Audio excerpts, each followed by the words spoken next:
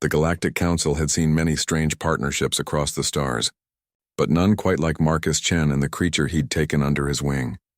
Marcus was what the galaxy called a human veteran, a soldier from Earth who'd survived the Terra-Krell War, the bloodiest conflict in recent memory. His body carried the scars of 100 battles, his left arm replaced with basic prosthetics he'd installed himself. Most veterans from other species retired to quiet lives of meditation or virtual reality.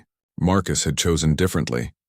The dragonkin were an ancient species, proud and fierce, with scales that shimmered like molten metal and wings that could carry them across continents. They were also going extinct.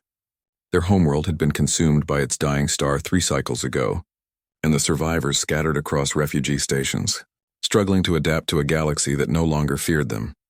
That's where Marcus found Ryketh.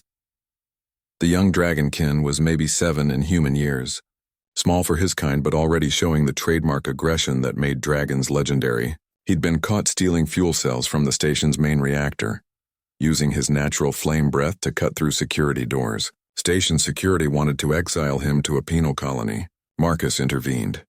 "I'll take him," the human had said simply.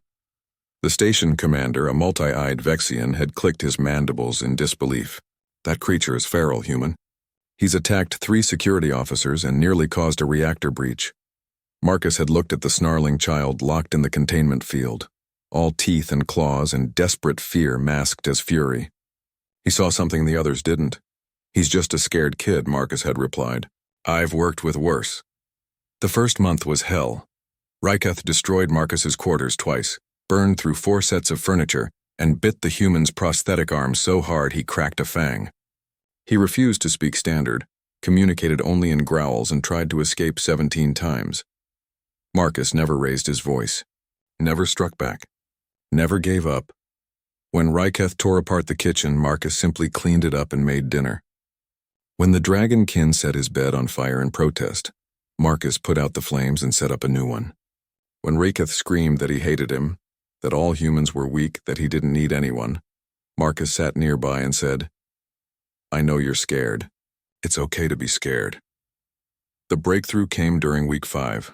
Ryketh had tried to run again, making it to the station's cargo bay before Marcus caught up. The boy was cornered, wings spread, flames licking around his jaw, ready to fight. "Why won't you just leave me alone?" Ryketh roared, his voice cracking. Marcus stopped walking. He sat down on the cold metal floor, right there in the middle of the bay. "Because I made a promise, and to who? I didn't ask you to save me." "To myself," Marcus said quietly. "I promised I'd never leave a kid behind again. Not after—" He trailed off, old memories flickering in his eyes. "I've lost people, Ryketh. Lost my whole squad. I couldn't save them. But I can save you." Something in the dragonkin's posture shifted. The flames died down. "I don't need saving." "Maybe not," Marcus agreed. "But you need someone who gives a damn. And whether you like it or not, kid, that's me now." Ryketh's wings folded. He didn't approach, but he didn't run either. That night, he came back to the quarters on his own. The real discipline started after that. Marcus didn't believe in punishment for punishment's sake. He believed in structure, purpose, and earning respect through action. Every morning at say 600 hours, they ran the station's perimeter. Ryketh complained, but Marcus never relented. "Dragons are supposed to have endurance," he'd say. "Prove it." They studied together.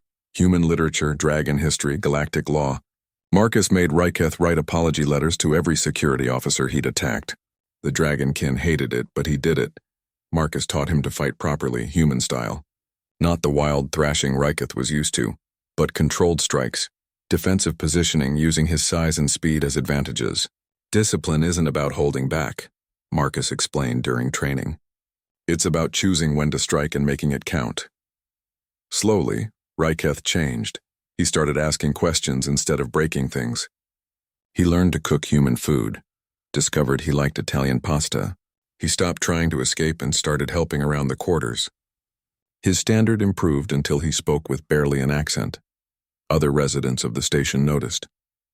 The wild dragonkin who'd terrorized security was now seen studying in the library, helping elderly aliens carry supplies, even playing with other refugee children. "How did you do it?" the Vexian commander asked Marcus one day. "We consulted the best xenopsychologists in the sector. None could reach him." Marcus watched Ryketh practicing flight patterns in the observation deck, his wings catching the artificial light. "I didn't try to break him," the human said. "I just showed him someone believed he could be better." A year after Marcus took him in, Ryketh stood before the Galactic Council. At 8 years old, he was the youngest dragonkin ever to petition for citizenship rights. He spoke clearly, passionately, about the refugee crisis and the need for educational programs for displaced youth. The council approved his petition unanimously. As they left the council chambers, Ryketh looked up at his guardian. "Marcus, why did you really take me in? You could have lived quietly. Instead, you got a disaster." Marcus smiled, ruffling the scales on the boy's head, something that would have earned him a bite a year ago. Now Ryketh leaned into the touch. "Because humans are stubborn, kid. We don't know when to quit. And we believe that everyone deserves a chance to be better than their worst day." He paused. "Besides, you're not a disaster. You're my son." Ryketh's eyes widened, those reptilian slits showing something very human. Joy. His wings fluttered involuntarily. "Really?" "Really," Marcus confirmed. "Now come on. We're going to be late for dinner, and you know how I feel about punctuality." The young dragon groaned but fell into step beside his father, matching the veteran's pace exactly. Discipline, after all, meant showing up, even when it was just for family dinner.